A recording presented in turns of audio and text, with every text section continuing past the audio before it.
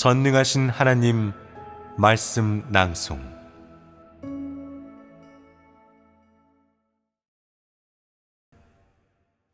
하나님의 실제에 절대적으로 순종하는 사람이 진정 하나님을 사랑하는 자다.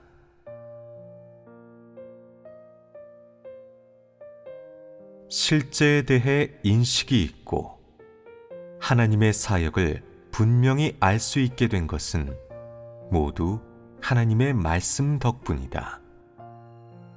하나님의 말씀을 통해서만 깨우침을 얻을 수 있다. 그러므로 너는 하나님의 말씀을 많이 갖추어야 한다. 하나님의 말씀을 통해 인식한 것을 교제하고 그 교제를 통해 다른 사람을 깨우쳐주고 길을 인도해 줄 수 있다면 그 길이 바로 실제이다. 너희 모두는 하나님이 환경을 마련해 주기 전에 먼저 하나님의 말씀을 갖추어야 한다. 이는 모든 사람이 마땅히 해야 할 일이자 급선무이다. 먼저 하나님의 말씀을 먹고 마실 줄 알아야 한다. 그리고 어떻게 할지 모르는 일은 하나님 말씀에서 실행의 길을 찾고 이해하지 못한 문제나 어려운 점 또한 전부 말씀에서 답을 찾아야 한다. 하나님의 말씀으로 공급을 받아 실제적인 어려움과 문제를 해결하는 데 도움을 얻고 하나님의 말씀이 내 삶에 도움이 되게 해야 한다. 그러려면 노력을 해야 한다. 하나님 말씀을 먹고 마시면 그에 해당하는 성과가 있어야 한다. 마음을 하나님 앞에서 평온히 하고 무슨 일이 닥칠 때는 하나님 말씀대로 실행하고 별일이 없을 때는 말씀을 먹고 마시는 데만 신경 쓰면 된다. 때로는 기도하면서 하나님의 사랑을 그리워할 수 있다. 하나님 말씀에 대한 깨달음을 교제하고 하나님의 말씀을 봤을 때 어떤 깨우침과 빛비춤이 있었는지, 어떤 반응이 생겼는지를 교제하고 그 교제를 통해 다른 사람에게 길을 안내해 줄 수 있다면 이것이 바로 실제이다.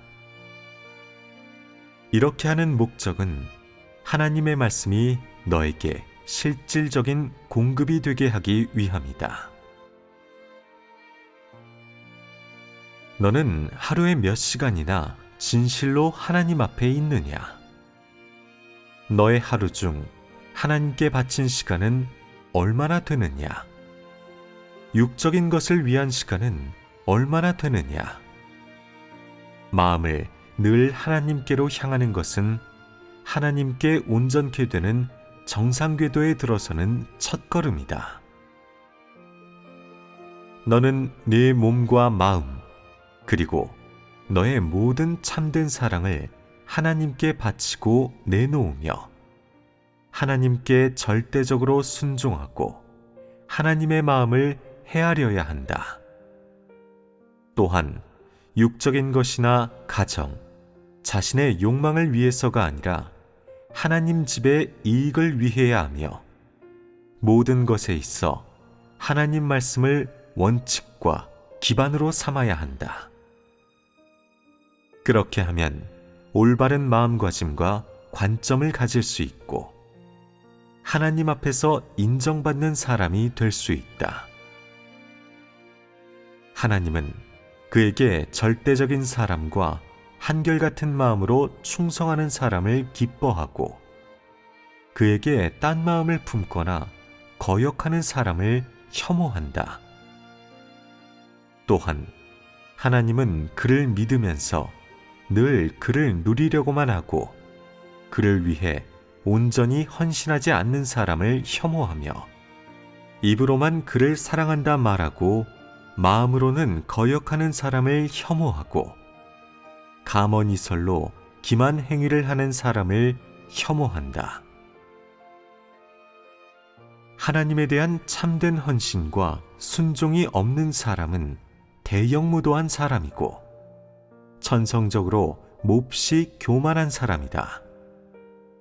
특히 실제적이고 정상적인 하나님께 진실로 순종하지 못하는 자는 두말할 나위 없이 교만한 사람이자 천사장의 충실한 후계자이다.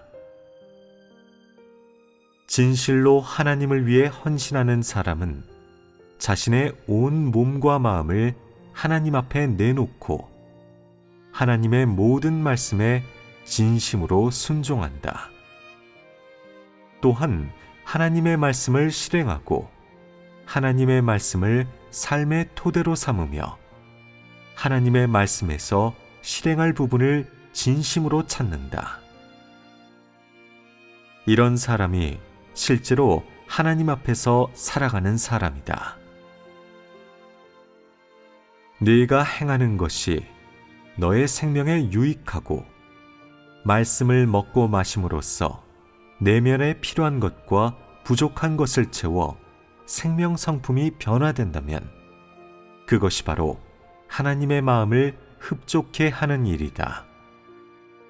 또 하나님의 요구에 따라 그의 마음을 흡족해 하고 육을 만족시키지 않는다면 하나님 말씀에 실제에 진입한 것이다.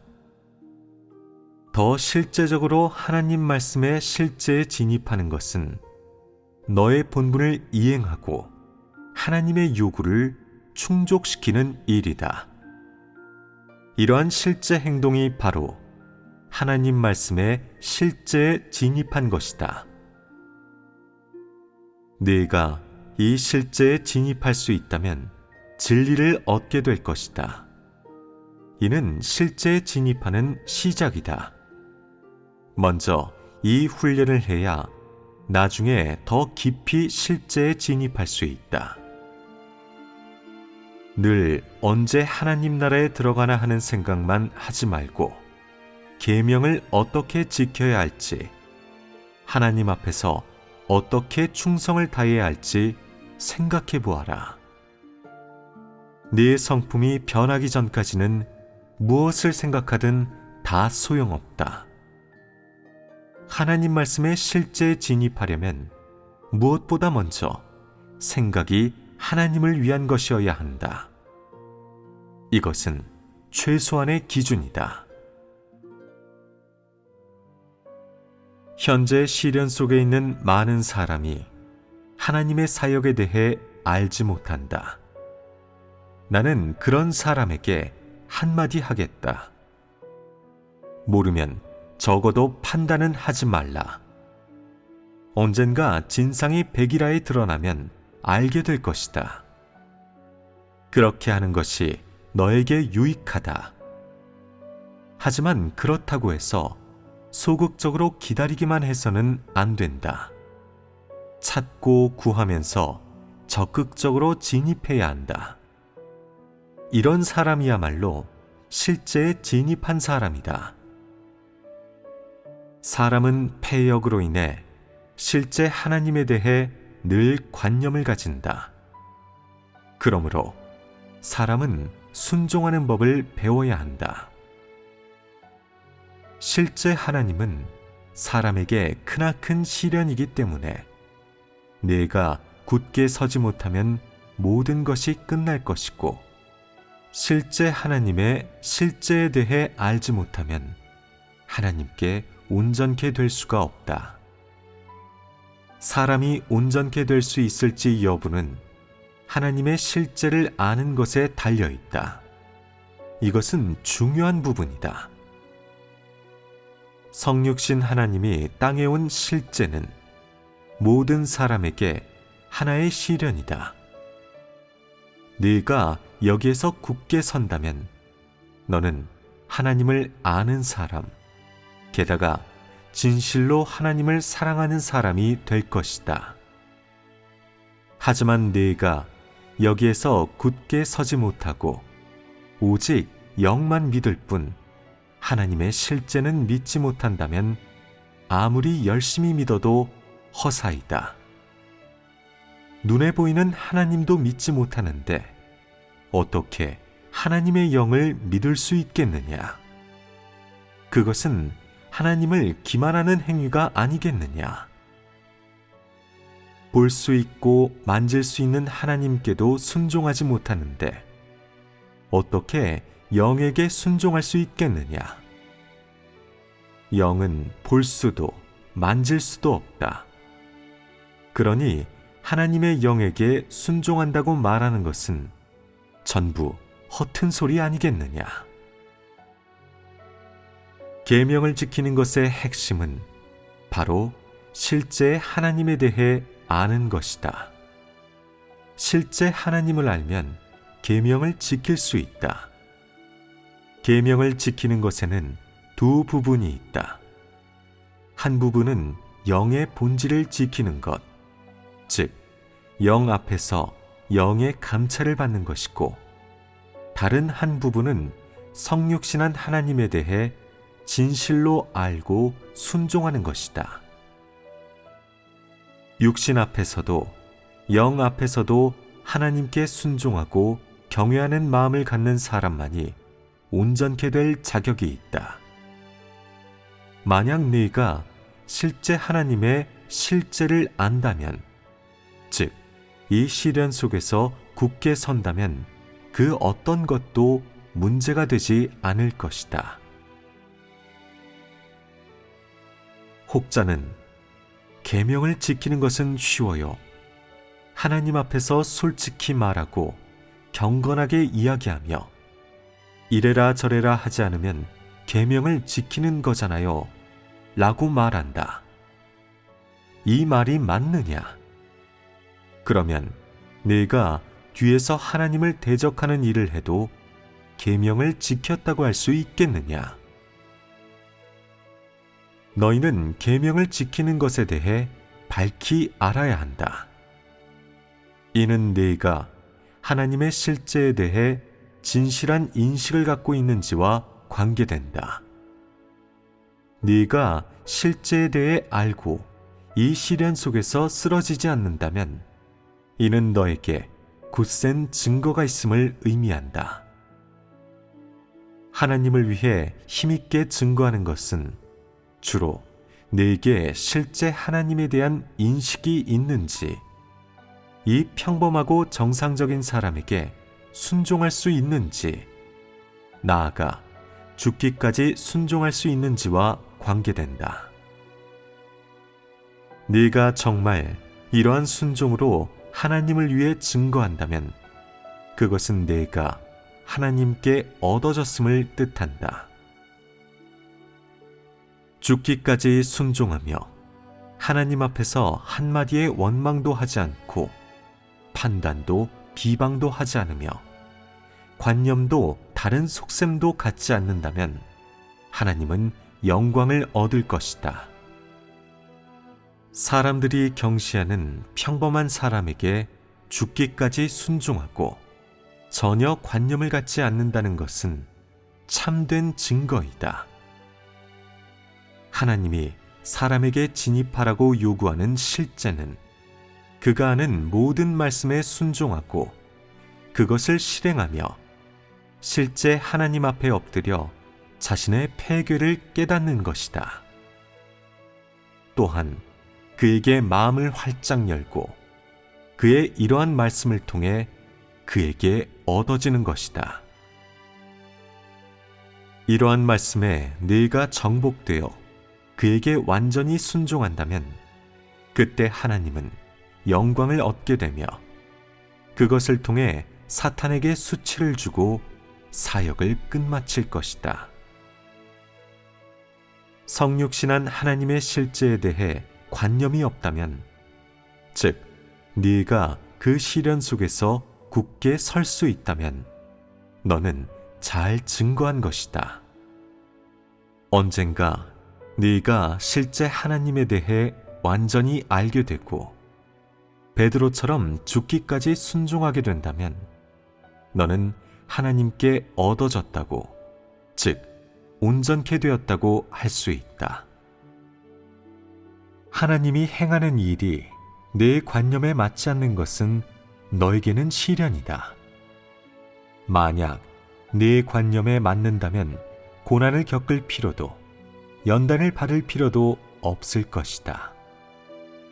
그러나 그의 사역이 너무나 실제적이고 너의 관념에 맞지 않기에 너는 관념을 내려놓아야 한다.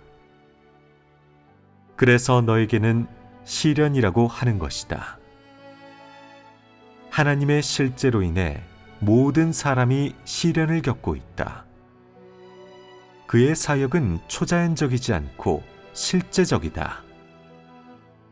네가 실제의 말씀과 음성에 대해 분명히 알고 관념도 전혀 가지지 않으며 또한 하나님의 사역이 실제적일수록 더 참되게 그를 사랑할 수 있다면 너는 하나님께 얻어진 것이다. 하나님께 얻어진 사람은 하나님을 아는 사람, 즉 하나님의 실제를 아는 사람이자 하나님의 실제 사역에 순종하는 사람이다. 성육신 기간에 하나님이 요구하는 순종은 사람의 상상처럼 판단하지 않고 대적하지 않으면 되는 것이 아니다. 그는 사람에게 그의 말씀을 삶의 원칙과 생존의 토대로 삼고 절대적으로 말씀의 본질을 실행하여 그의 마음을 만족해 하기를 요구한다. 성육신 하나님께 순종하라는 요구는 그의 말씀을 실행하라는 것이며 또한 그의 정상적인 면과 실제에 순종하라는 것이다.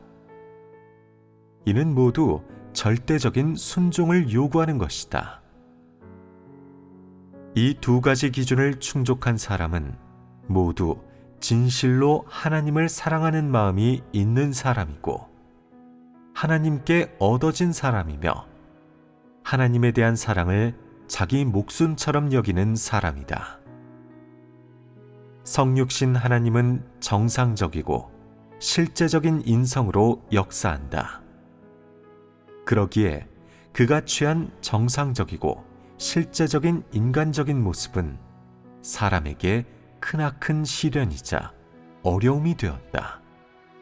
하지만 하나님의 정상적이고 실제적인 면은 불가피한 것이다. 그는 아무리 방법을 찾아도 정상적인 인간적 모습을 없애버릴 수는 없다. 그는 어디까지나 하늘에 계신 영인 하나님이 아니라 말씀이 육신된 하나님이기 때문이다. 그는 사람이 볼 수 없는 하나님이 아니라 피조물의 외형을 지닌 하나님이다. 그러한데 그의 정상적인 인간적 모습을 없애버리는 것이 쉬운 일이겠느냐? 그러므로 그는 어찌됐든 육신의 입장에서 그가 하려는 사역을 해야 한다. 이 사역은 정상적이고 실제적인 하나님에게서 난 것인데 사람이 순종하지 않으면 되겠느냐? 사람이 하나님의 행사를 어찌할 수 있겠느냐? 그는 하고 싶은 대로 하고 마음 가는 대로 행한다. 그런데 사람이 순종하지 않으면 또 무슨 좋은 방법이 있겠느냐? 아직까지 사람을 구원할 수 있는 것은 순종뿐이다. 이것 외에 다른 최상의 방법은 없다. 하나님이 사람을 실현하려고 하는데 사람이 어찌하겠느냐? 하지만 이러한 것들은 결코 하늘에 있는 하나님의 뜻이 아니라 성육신한 하나님의 뜻이다. 그가 하고자 하는 바를 사람은 바꿔놓을 수 없다. 하늘의 하나님조차 그의 행사에 간섭하지 않으니 사람은 더욱 그에게 순종해야 하지 않겠느냐? 그가 비록 실제적이고 정상적이지만 그는 틀림없이 말씀이 육신된 하나님이다. 그는 자신의 뜻에 따라 하고 싶은 대로 한다. 하늘의 하나님이 모든 임무를 그에게 맡겼으니 그가 어떻게 하든 너는 순종해야 할 것이다. 그는 인성을 지니고 있고 너무나 정상적이지만 이 모든 것은 그가 특별히 예비한 것이다. 그러니 사람이 어찌 두 눈을 부릅뜨고 그를 보면서 불만을 품을 수 있겠느냐? 그는 정상적인 사람이 되길 원하면 정상적인 사람이 되고, 인성으로 살기 원하면 인성으로 살고, 신성으로 살기 원하면 신성으로 산다. 사람이 어떻게 생각하든 하나님은 어쨌든 하나님이고 사람은 어쨌든 사람이다. 그러니 사소하기 그지없는 일로 인해 그 본질을 부정해서는 안 되며 그를 하나님의 위격에서 밀어내서도 안 된다. 사람에게는 사람으로서의 자유가 있고 하나님에게는 하나님으로서의 존엄이 있다. 이는 서로 침범할 수 없는 것이다. 사람은 하나님에게 조금이라도 자유를 줄 수 없느냐? 하나님이 마음대로 하는 것은 조금도 용납하지 못한단 말이냐? 하나님에게 너무 각박하게 굴지 마라. 서로 포용하면 모든 일이 척척 해결되지 않겠느냐? 그러면 거리가 생길 리 있겠느냐? 이렇게 작은 일도 용납하지 못해서야 아량이니 도량이니 하는 말을 어찌하겠으며 어떻게 대장부가 되겠느냐? 하나님이 사람을 난처하게 하는 것이 아니라 사람이 하나님을 난처하게 하는 것이다. 언제나 자잘하기 그지없는 일을 크게 부풀려 처리하니 침소봉대라고 말할 수밖에 없구나. 정말이지 그래서는 안 될 것이다.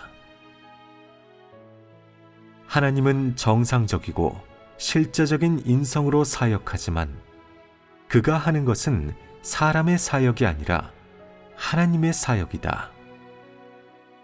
그러나 사람은 그가 하는 사역의 본질은 보지 않고 인간적인 모습만 본다. 이렇게 큰 사역은 보지 못하고 하필이면 하나님의 평범하고 정상적인 인성만 보며 물고 늘어지니 이것을 하나님께 순종하는 것이라고 할 수 있겠느냐? 하늘의 하나님은 오늘날 땅의 하나님이 되었다. 이제는 땅의 하나님이 바로 하늘의 하나님이다. 겉모습이 어떤지, 어떤 사역을 하는지는 중요하지 않다. 어쨌든 하나님 자신의 사역을 하는 분이라면 하나님 자신이다. 너는 원하든 원치 않든 순종해야 한다.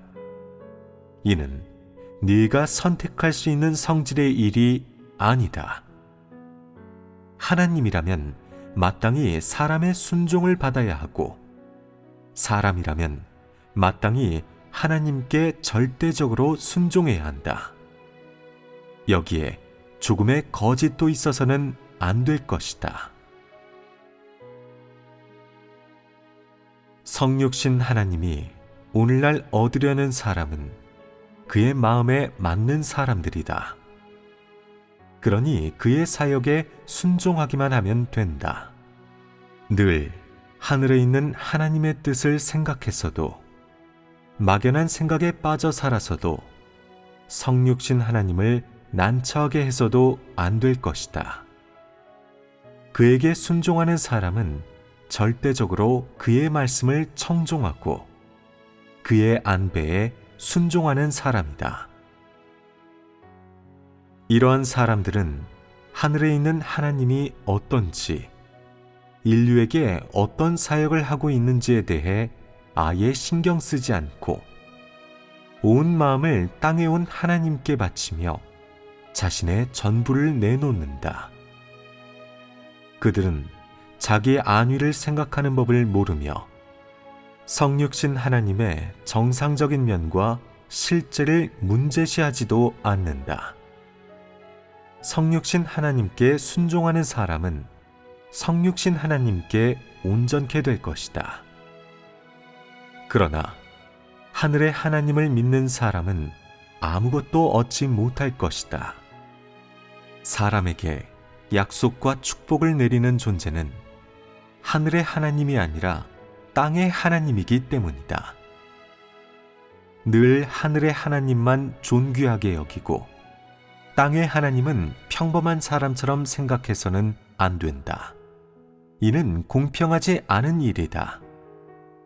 하늘의 하나님은 위대하고 기묘하며 놀라운 지혜를 지니고 있지만 그 하나님은 아예 존재하지 않는다. 이에 반해 땅의 하나님은 지극히 평범하고 보잘것없으며 아주 정상적인 데다 사람의 사유를 뛰어넘는 경천동지할 행사를 보여주지도 않는다. 그는 단지 정상적이고 실제적으로 사역하고 말씀할 뿐이다. 또한 천둥을 치며 음성을 발하지도 않고 비바람을 불러오지도 않지만 그는 의심할 여지 없이 하늘에 있는 하나님의 화신이며 확실히 사람들 가운데서 살고 있는 하나님이다. 사람은 자신이 받아들일 수 있고 자신의 상상에 부합하는 존재는 하나님으로 여겨 높이 받들고 자신이 받아들일 수 없고 전혀 상상할 수 없는 존재는 비천하게 여겨서는 안 된다. 이는 사람의 폐역이자 하나님을 대적하는 근원이다.